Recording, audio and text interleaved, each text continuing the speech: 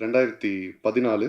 எனக்கு வந்து okay jewellery industry எங்கள் ஃபேமிலி பேக்ரவுண்டு. பட் நான் பெருசாக அதில் இன்ட்ரெஸ்ட்டாக இருந்ததில்லை. எனக்கு சுத்தமாக இன்ட்ரெஸ்ட் இல்லை. நான் சினி ஃபீல்டில் வரணும் வரணும்னு சொல்லிகிட்டே இருப்பேன் எங்கள் அப்பா கிட்ட. எங்கள் அப்பா ரொம்ப சப்போர்ட்டு.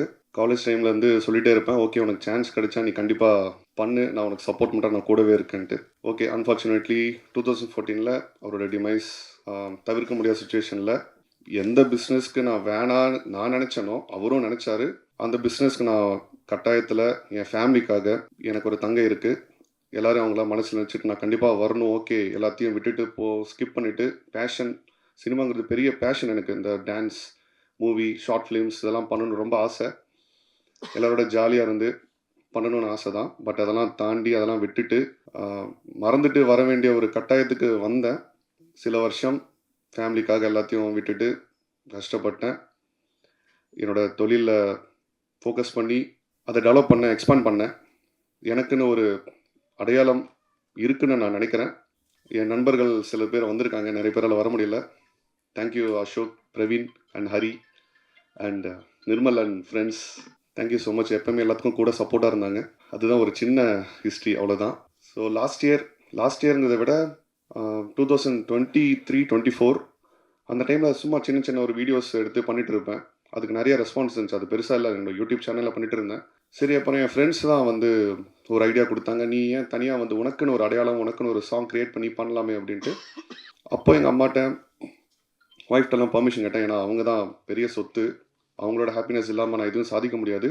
அந்த மாதிரி ஆரம்பித்தது தான் 2025 ஒசாமா என்னோடய ஃபர்ஸ்ட் ஆல்பம், அஃபிஷியல் ஆல்பம். அது ட்ரெண்ட் மியூசிக் ரிலீஸ் பண்ணாங்க. அப்போ வந்து ஒரு பெருசாக ப்ரெஸ் மீட் இது மாதிரி பிளான் பண்ணோம். எனக்கு சரியான கைடன்ஸ் இல்லை, சில காரணத்தினால அது தவிர்த்து போயிடுச்சு. வேற ஒரு நண்பர் மூலிமா ராஜா சார் அறிமுகமானோடனே ஏதோ பக்கத்து வீட்டு பையன் மாதிரி ரொம்ப க்ளோஸ் ஆகிட்டார். அவர் என்னை விடாமல் உடும்ப மாதிரி பிடிச்சிக்கிட்டு ஜாலியாக ஒரு என்டர்டெயின்மெண்ட்டாக ஏதோ பண்ணோம். அது யூடியூப்பில் இருக்கும், ஒசாமான்னுட்டு. அதுக்கப்புறம் ஓகே சில கதைகள்லாம் சொன்னார். அவர் 2-3 கதை கொடுத்தாரு, பண்ணலாம் இந்த மாதிரி பண்ணலான்னு சொல்லிட்டு. இல்லை சார், நான் வந்து எடுத்தவுடனே இந்த ஹீரோவாக போகணுன்ற ஓகே அந்த ஆசை இருந்தாலும் ஒரு அடையாளத்தோடு போவோமே, இன்னொரு ஆல்பம் பண்ணலாம், எனக்காக அது நீங்கள் கன்சிடர் பண்ணுங்கன்னு சொல்லி எங்கள் ஃபேமிலிட்ட எல்லாம் பேசி அதுக்கும் அவர் ஓகே சார் பண்ணலாம் சரின்னு சொல்லிட்டு அந்த மாதிரி ஸ்டார்ட் ஆனது தான் சைலண்ட் இன்ஃப்ளூயன்சர் இந்த ஆல்பம்.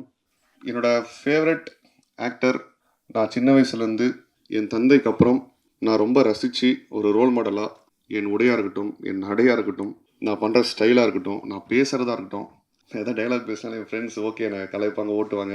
எல்லாத்துக்குமே வந்து ஓகே தளபதி இப்போது சிஎம் என்னோடய ஃபேவரட் ஆக்டர் அவர் தான்.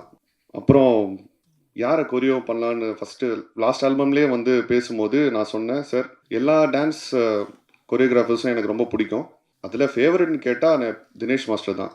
அது நான் ஒரு பாட்டு ஒரு இது கூட நான் மிஸ் பண்ணதில்லை. அவரை ரொம்ப பார்த்து ரசிச்சிருக்கேன். அவரோட பேசினதில்லை, பழகினதில்லை, தெரியாது. நான் சொன்ன அவர்கிட்ட ஒரே ரெக்வஸ்ட்டாக அந்த தினேஷ் மாஸ்டர் கன்ஃபார்ம் பண்ணுங்கள், அவர்கிட்ட நான் பேசணும் அப்படின்ட்டு. நான் டேரெக்டாக பேசல, ஓகே அவர் அப்ரோச் பண்ணி பேசினார். அவர் ஒத்துக்கிட்டது எனக்கு ரொம்ப ஆச்சரியமாக இருந்தது. ஏன்னா நான் வந்து ஒரு ஃபெமிலியரான ஃபேஸ் இல்லை, புது ஆள், சின்ன பையன். பட் என் மேலே ட்ரஸ்ட் வச்சு அவங்க சொன்ன ராஜா சார் அவங்க டீம் எல்லாருமே சொன்ன அந்த மரியாதைக்காக அவர் வந்து ஒத்துக்கிட்டாரு. அதுக்கு thank you sir, thank you master. Dinesh sir நம்ம சொல்லி ஆகணும். எல்லா ஹீரோக்களுக்கும் ஒவ்வொரு ஹீரோக்களும் ஒவ்வொரு ஹீரோனி பிடிக்கும். ஆனால் எல்லா ஹீரோக்களுக்கும் பிடித்த ஒரே டான்ஸ் மாஸ்டர் இவர் தான், தினேஷ் சார் தான். சிவகாசி படத்தில் விஜய் சார் வந்து திருப்பாச்சியில் கதை ஓகே ஆகிட்டா வேறு எந்த தலைடும் இல்லை.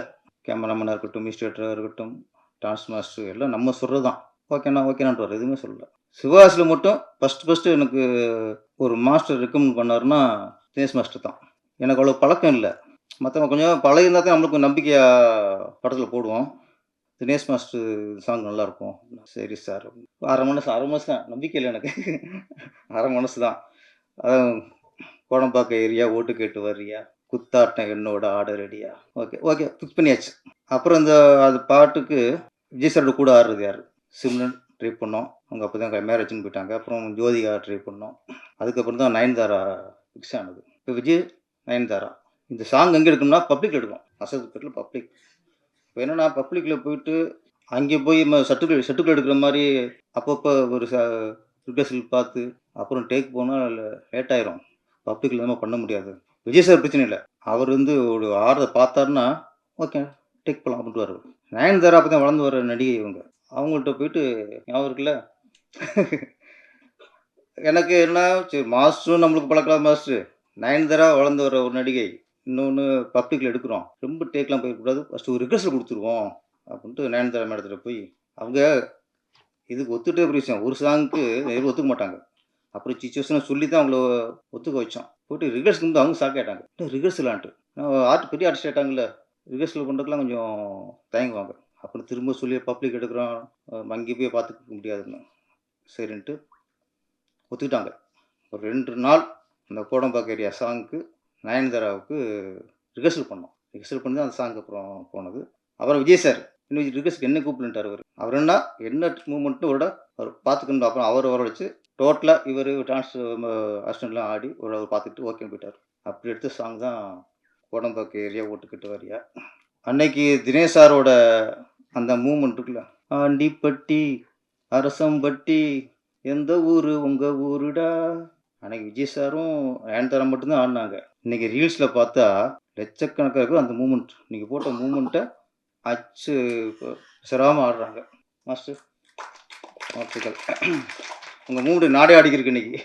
அதே மாதிரி அடுத்தது திருவண்ணாமலை அர்ஜுன் சார் ஹீரோ போட்டு அவர் பாட்டு போட்டு காட்டுறோம் ஓப்பனிங் சாங்கு. அவர் கேட்டுட்டு ஷாக் ஆகிட்டார்.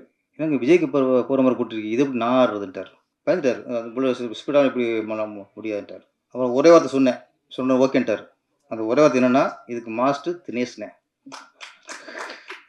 அவர் ஒன்று ஓகேட்டார். ஏன்னா ஒரு ஹீரோவையும் அவங்க பாடி லாங்குவேஜுக்கு ஏற்ற மாதிரி அவங்களுடைய டான்ஸ் திறமைக்கு ஏற்ற மாதிரி கரெக்டாக யூஸ் பண்ணுறவர் நம்ம தினேஷ் மாஸ்டர். கர்ச்சிப்பு கையில் மட்டும் இல்லை மேடம், ஆர்டிஸ்ட்டும் கரெக்டாக யூஸ் பண்ணுவார் அவர்.